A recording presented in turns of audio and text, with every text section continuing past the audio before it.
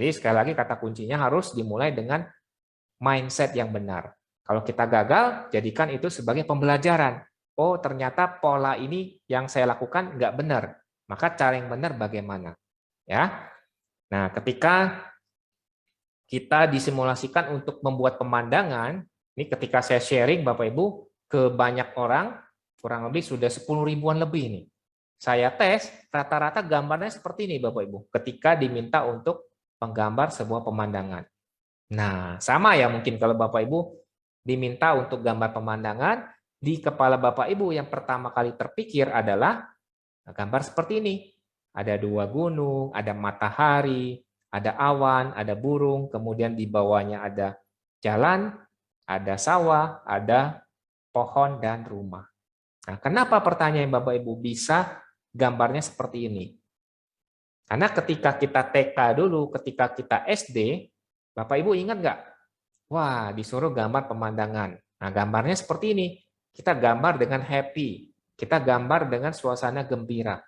Sehingga ketika kita diminta untuk menggambar lagi, karena sudah masuk ke dalam alam pikiran bawah sadar. Gambar pemandangan, gambarnya seperti ini. Mindsetnya, pola pikirnya, ketika diminta untuk menggambar pemandangan, gambarnya akan seperti ini. Ya, jadi penting sekali Bapak Ibu harus punya mindset yang benar. Menjadi seorang wirausaha adalah suatu proses perjuangan. Jadi kalau ada gagal, ya kita bangkit lagi. Dan dalam belajar, juga belajar digital marketing, harus meniru, meneladani salah satunya adalah almarhum Steve Jobs. Ya, beliau menyampaikan, stay hungry, stay foolish, tetaplah merasa lapar, tetaplah merasa bodoh. Kenapa? Karena dengan kita merasa lapar, merasa bodoh, kita haus ilmu, kita akan belajar terus-menerus.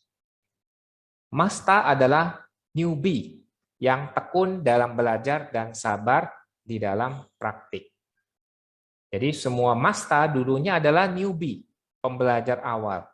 Yang membuat status dan julukannya berubah adalah ketekunan Bapak Ibu. Ketekunan di dalam belajar dan kesabaran di dalam praktik.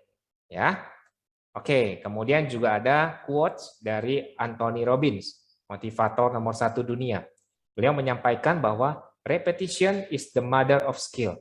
Pengulangan Bapak Ibu. Pengulangan adalah ibu dari kemampuan. Jadi jangan bosan kita untuk belajar terus-menerus Bapak Ibu. Nah, jadi sekarang ayo kita sudah paham apa itu digital marketing, mengapa kita harus go digital marketing. Caranya adalah yang pertama dengan memiliki growth mindset, setelah itu kita take action. Nah, ini ada satu percakapan, Bapak Ibu bisa baca, antara pria dan wanita. Kalau kita baca dari atas ke bawah, bagus nggak Bapak Ibu? Endingnya bagus ya, wawancaranya atau percakapannya ini berjalan dengan happy ending. Tetapi, coba Bapak Ibu sekarang baca dari bawah ke atas. Hasilnya gimana coba? Ini dari bawah, saya hapus satu persatu ya. Ya, dari atas ke bawah, kemudian bawah ke atas. Hasilnya gimana? Nah, berbanding terbalik. Nah, ini kalau disimulasikan langsung, ini biasanya bapak-bapaknya pada ketawa nih, pada semangat. Kenapa? Ya, karena hasilnya adalah set ending kalau kita membacanya dari bawah ke atas. Jadi poinnya apa nih Pak? Jadi kita harus tahu, jangan asal take action. Kalau nggak tahu caranya, tetapi sudah langsung saja tanpa belajar, akhirnya kebanyakan gagal. Tapi kalau kita sudah tahu caranya, seperti Bapak Ibu hari ini sudah tahu, wah belajar fotografi, belajar desain, maka lebih gampang untuk memulai menjalankan usaha. Oke, jadi jangan asal take action Bapak Ibu dalam melakukan penjualan, dalam belajar digital marketing. Kita harus melakukan yang namanya riset dulu. Ya, riset syarat produk dipasarkan secara digital. Ada 4 Bapak Ibu. Yang pertama, produknya harus unik. Produknya unik, ya. Jadi usahakan produk Bapak Ibu berbeda dibandingkan produk sejenis. Pak Indra, kalau produk saya sama bagaimana? Bisa dibikin unik dengan kita menambahkan added value, menambahkan nilai lebih dibandingkan produk sejenis. Sekarang banyak sekali muncul-muncul produk-produk baru yang sebenarnya sederhana tetapi bisa dibikin unik. Nah, silakan nanti Bapak Ibu bisa mengembangkan produknya sehingga menjadi produk yang unik.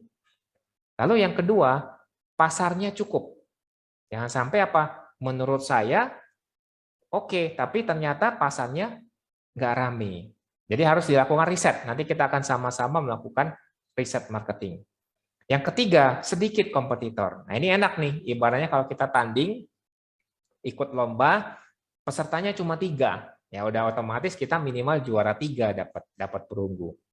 Ya, tetapi kalau kompetitornya banyak, 10 sampai ratusan, ya tentu saja butuh perjuangan yang lebih keras. Maka carilah bisnis yang pangsa pasarnya masih sedikit kompetitor. Lalu yang keempat, ketemu supplier yang tepat, Bapak Ibu. Karena supplier ini juga sangat menentukan kontinuitas dari produk berupa barang atau jasa yang kita kembangkan. Ini adalah 4 syarat produk kita bisa dipasarkan secara digital marketing. Saya ulangi lagi, jadi harus produknya unik, cukup ada pasar, kompetitornya sedikit, dan ketemu supplier yang tepat. Oke. Baik, kita mulai ini. Ini kita mulai melakukan riset yang pertama. Sederhana sekali Bapak Ibu, saya akan men-sharingkan lewat Google Trends. Langkah-langkahnya ada 5, kita akan nanti simulasikan bersama-sama. Bapak Ibu tinggal buka halaman Google, nanti tampilannya seperti ini. Kemudian ketik Google Trends, kemudian cari keyword. Keyword ini adalah kata kunci yang akan digunakan untuk riset. Lalu kita bisa menganalisis grafik Google Trends. Kemudian kita juga tahu nanti daerah mana yang paling ramai penjualannya. Baru kita bisa melakukan perbandingan dengan kompetitor atau kata kunci yang lain. Baik, kita akan melakukan riset ya. Sampai di sini dulu. Kita akan riset, saya akan membuka halaman Google Trends-nya. Jadi tinggal Bapak Ibu boleh langsung simulasikan di rumah, tinggal buka Google, kemudian ketik Google Trends Bapak Ibu. Udah semua? Bisa ikutin ya? Kita praktek sama-sama supaya Bapak Ibu bisa tahu. Ini ilmunya sederhana tetapi sangat impactful sekali Bapak Ibu. Nanti Bapak Ibu akan kaget, oh ternyata seperti ini ya. Kalau sudah tahu ilmu ini, wah ini luar biasa bakal. Sambil kalau ada pertanyaan, boleh juga disampaikan di kolom chat. Oke, kita mulai nih. Ada produk apa, Bapak Ibu, yang mau kita lakukan riset? Silakan. Pak, saya jualan, misalkan ada yang jual ini nggak, tanaman hias. Misalkan apa, janda bolong. Kita lihat trennya. Nah, kita bisa cek nih, 5 tahun terakhir misalkan. Ini kotanya Bapak Ibu bisa ganti di Indonesia. Kemudian ini risetnya kita bisa lakukan, bisa per tahun, per bulan, bahkan sampai 15 tahun terakhir. Nah, saya contohkan ya, satu persatu. Untuk janda bolong, kira-kira gimana? Kita lihat nih, janda bolong itu booming semenjak ada pandemi. Karena orang tidak bisa beraktivitas di luar rumah, akhirnya merawat tanaman.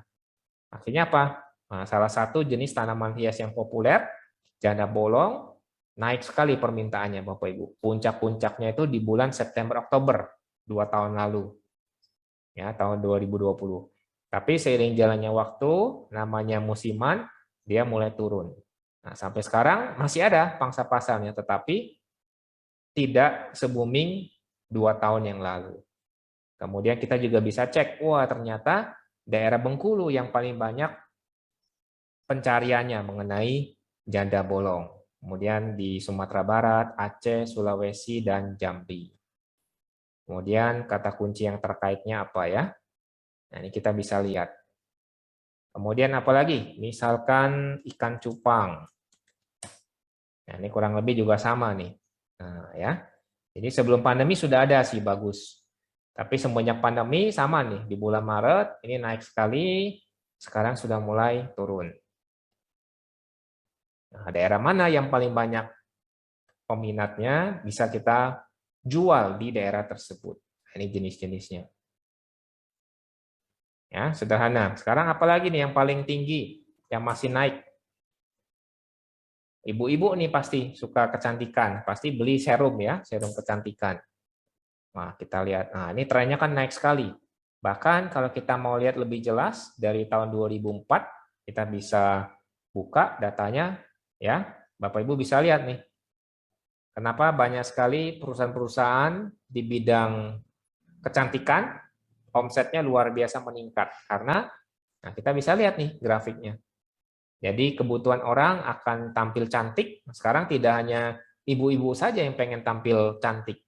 Bapak-bapak juga pengen tampilnya keren ya, lebih elegan, lebih maco. Akhirnya apa? Menggunakan yang tadinya nggak pakai bedak, nggak pakai serum-serum, vitamin, sekarang sudah pakai semua. Nah, kita bisa lihat daerah mana yang rame. Oke, nah ini di kolom chat kita coba lihat daster. Oke, coba ya. Kita cari daster bagaimana penjualannya. Wah, daster kalau grafiknya seperti ini Bapak Ibu berarti bagus. Daster ini juga menarik ya sejak pandemi karena sama nih ya di bulan-bulan pandemi, tahun pandemi itu naiknya luar biasa. Karena di rumah saja kan ibu-ibu pengen tampil cantik, nah akhirnya beli daster. Ini penjualannya bagus nih. Kalau dia grafiknya seperti ini, turun naik, artinya peminatnya sampai sekarang masih ada. Ini masih sekitar 50%-an, berarti masih bagus. Daerah mana? Nah, ini bisa dicari juga. Oh, ternyata di Gorontalo. Bu Dia ya. Nah, nanti Bu Dia bisa, setelah ini nanti kita akan praktekkan, kita akan bikin konten yang bisa menembak pasar di daerah Gorontalo. Di daerah Kalimantan Selatan, Jawa Tengah, Kalimantan Tengah, Jawa Timur, dan sebagainya. Nah, yang kata kunci apa yang dicari? Oh, ternyata daster kekinian. Ada daster Shopee, daster viral, daster Arab lengan pendek, daster baju daster kekinian. Ini masih bagus, Bu, pangsa pasarnya. Ya. Contoh lagi apa? Misalkan yang jualan minuman dulu sempat ada apa ya, cappuccino cincau ya, atau ya cappuccino cincau, coba kita lihat. Nah ya, coba kita lihat. Atau yang sempat booming, nah ya ini kan juga sempat booming, sekarang sudah ngedrop. Begitu juga ada es kepal ya, es kepal Milo ya dulu itu ya. Nah sama kan, ini musiman. Ini 2018 sampai ya 1 tahun doang lah. Atau apalagi nih, batu akik ya. Bapak-bapak mungkin yang sering pakai nih, batu akik kita lihat. Nah ini kan jelas ya. Jadi boomingnya dari 2014, puncak-puncaknya itu 2015, setahunan. Jalan 2016 sudah nggak ada. Jadi batu akik sempat booming 2 tahun. Sekarang masih ada sih, tetapi ya pangsa pasarnya sudah menurun. Ya. Jadi itu ya, Bapak Ibu bisa lihat nih, daerah mana yang paling banyak. Oh ternyata Jakarta nih, yang paling banyak peminatnya. Kita bisa jual di daerah ini. Apalagi, coba kita buka di kolom chat. Tahiti, oke. Coba kita lihat Tahiti.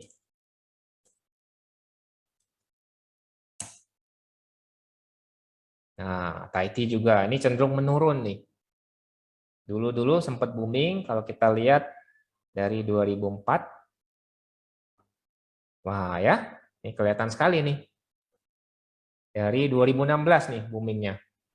Sempat naik, puncak-puncaknya itu kalau sudah sampai titik 100 berarti dia sudah paling puncak. 2019. Kita lihat banyak sekali brand-brand lokal. Dulu itu pelopornya Dum-Dum ya.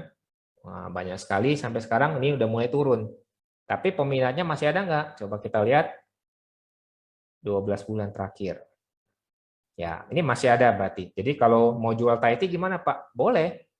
Masih laku, tetapi boomingnya waktunya sudah lewat. Kurang lebih itu ya, bisa dipahami ya Bapak Ibu. Es semangka. Oke, coba kita lihat. Es semangka. Ini kuliner semua ya, jangan ngiler nanti nih. Nah, es semangka juga sama. Oke ya. Nah, ini semangka turun naik. Nah, sekarang udah mulai ini lagi nih. Justru ini es semangka lagi mau booming ini. Jadi justru bagus nih es semangka. Nah, Riau ya, Riau, Jawa Tengah, Sulawesi Selatan, Banten. Oke. Kemudian boba ya, coba kita lihat. Yes, wah, ini kelihatan sekali ya Bapak Ibu. Nih, boba lagi naik-naiknya nih. Makanya hampir di setiap pinggir-pinggir pertigaan ya, ada itu kedai-kedai atau toko-toko ataupun but-but kecil minuman-minuman boba. Nah, kita bisa lihat. Jadi kalau Bapak Ibu yang jual boba, ini saatnya booming. Ya. Nah, ini daerah mana aja? Oh, ternyata Sulawesi sekarang lagi booming. Nah, dulu-dulu itu Jakarta. Banyak masuk franchise minuman dari luar, jualan boba. Sekarang sudah bergeser nih ke Sulawesi, ke daerah Sumatera, Kalimantan. Oke. Ya, silakan nih yang mau jualan boba, ini kesempatan yang besar sekali karena masih naik. Es oyen. Oke, coba. Es oyen. Nah, es oyen stabil ini permintaannya ya. Kita lihat 1 tahun terakhir bagaimana. Ya, oke. Kalau gini stabil berarti. Boleh jualan, dia belum mencapai puncaknya. Silakan. Ada lagi es dawet ireng. Boleh. Es dawet ireng. Nah, ya, stabil ini. Tapi kecil ini permintaannya, es dawet ireng. Ya, kecil sekali ya. Coba kita lihat. Nah, ini malah nggak muncul karena permintaannya kecil. Nah, oke, ada lagi mungkin yang belum mungkin kelewat, mohon maaf, nanti bisa di ini sendiri ya, dilakukan riset sendiri apapun produknya Bapak Ibu. Kita bisa menggunakan bantuan Google Trends ini. Nah, satu lagi deh, angkringan. Kita lihat angkringan. Nah, angkringan juga bagus ya, stabil lah. Kalau dilihat 5 tahun terakhir bagaimana? Yes ya, ini cenderung stabil ya, turun naik, turun naik. Nah, daerah mana? Ya tentu saja, ini Jogja. Jogja yang paling banyak. Jadi kalau mau buka angkringan, ya bukalah di Jogja. Dan daerah Jawa Tengah, Jawa Timur. Kalau daerah lain boleh, tapi masih sedikit sekali peminatnya. Itu ya. Nah, berikutnya Bapak Ibu, karena di sini banyak yang food and beverage usahanya, saya akan sharing, ini rahasia nih Bapak Ibu sebenarnya. Rahasia salah satu 2 tahun ini bisa bertahan para pengusaha kuliner, bisa melakukan riset marketing. Salah satunya Bapak Ibu, kita kerjasama dengan berbagai aplikator ojek online.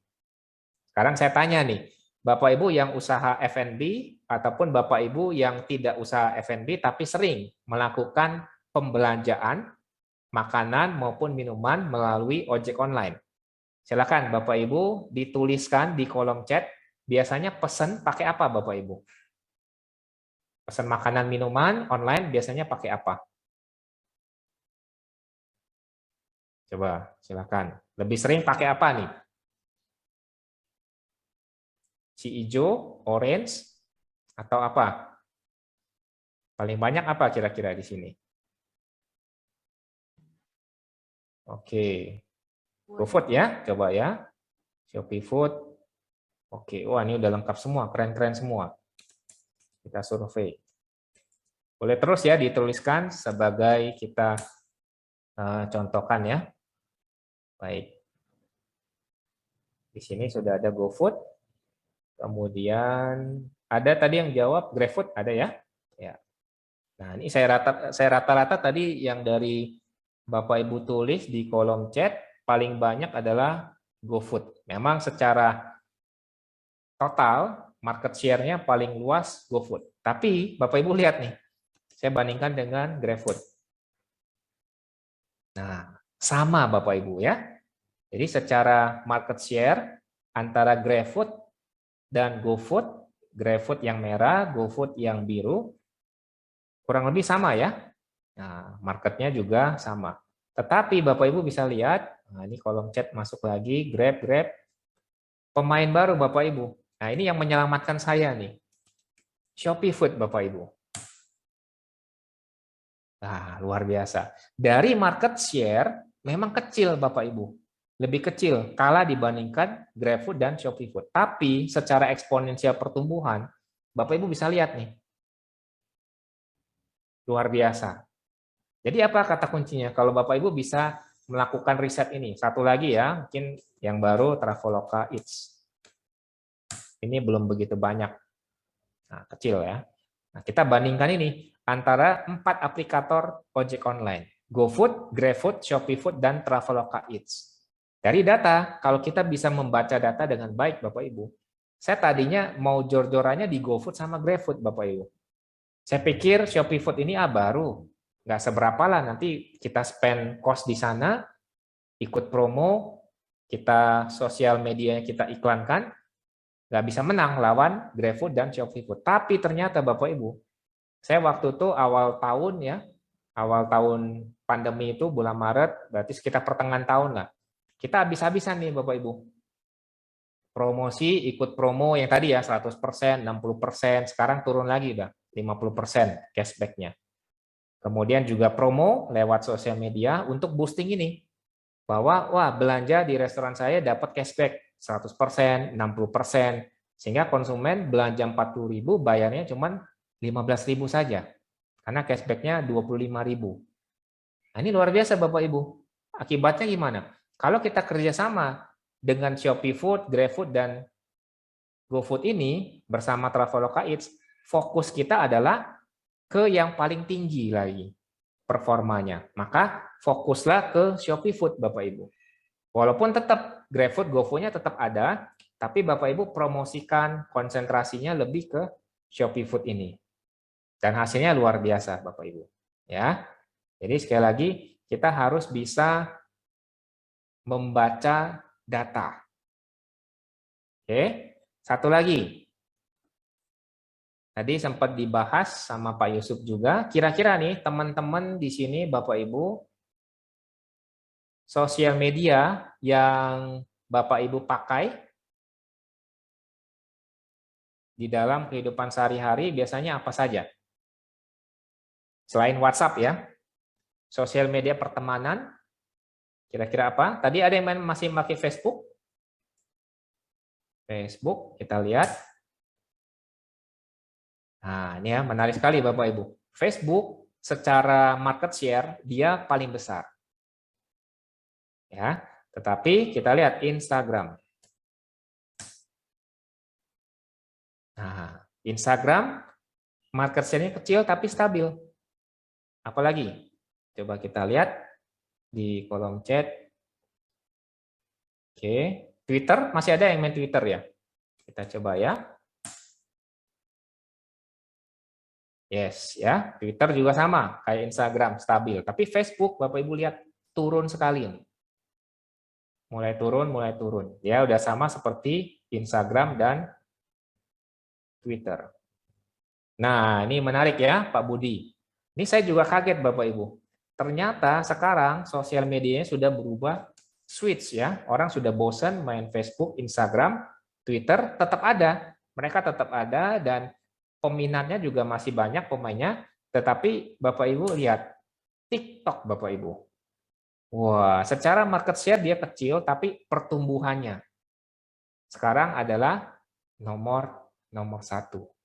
Jadi poinnya apa Bapak Ibu? Kalau Bapak Ibu sudah tahu, wah ternyata kalau saya mau promosi online tetap boleh, mau promosi di Facebook oke, di Instagram oke, di Twitter oke, nanti lewat YouTube juga boleh. Tapi sekarang yang paling tinggi yang sedang in-in-nya sekarang adalah TikTok, Bapak Ibu. 1 tahun terakhir ya, 2 tahun terakhir nih, dari 2020, sekarang lagi in-in-nya TikTok. Sehingga apa?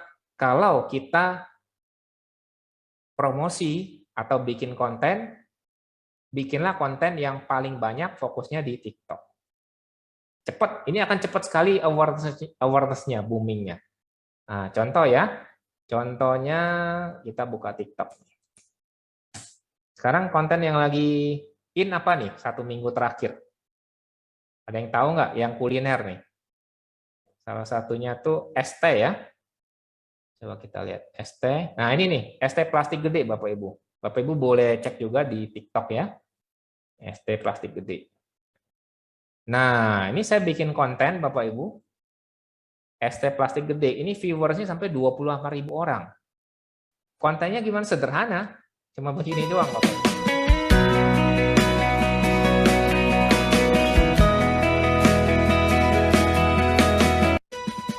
Nah gini doang Bapak Ibu. Tapi viewers sampai 28.000 orang. Baru 1 minggu. Luar biasa ya. Nah, ini juga es semangka India. Coba kita cek ya. Es semangka. Nah, betul nih, ya. Nanti kita belajar ilmu riset juga. Nih, es semangka India. Nah, itu banyak sekali ya, tuh sampai 4 jutaan. Tuh, sampai ininya bikinnya. Jadi gue nemuin es ini di Kalibata guys. Namanya es semangka India. Pas lihat proses buatnya aja, ini tuh kayak street food yang ada di India gitu ya. Tuh kan, lihat deh, bikinnya dikobok-kobok gitu. Tapi tenang aja guys, kalau di sini abangnya tuh pakai sarung tangan. 1 cup ini harganya murah banget, cuma 5.000 aja loh. Isinya itu ada semangka yang di blender, potongan buah semangka, sirup dan juga gula. Ya ampun, lihat deh, semangkanya tuh nyegerin banget gak sih? Oh iya, lokasinya ada di samping Kalibata City ya. Yuk, buruan diborong guys, soalnya ini nyegerin banget. Bisa take away juga. Oh my god. Nah ya, nanti bisa Bapak Ibu bisa lihat lain ya, lihat lagi. Jadi ini yang saya sebut sebagai wow marketing Bapak Ibu, teknik wow marketing secara digital. Jadi kita bikin konten yang beda dibandingkan biasanya, kita posting di berbagai sosial media. Sekarang yang paling cepat adalah TikTok. Karena apa? Penggunanya lagi in-in-nya.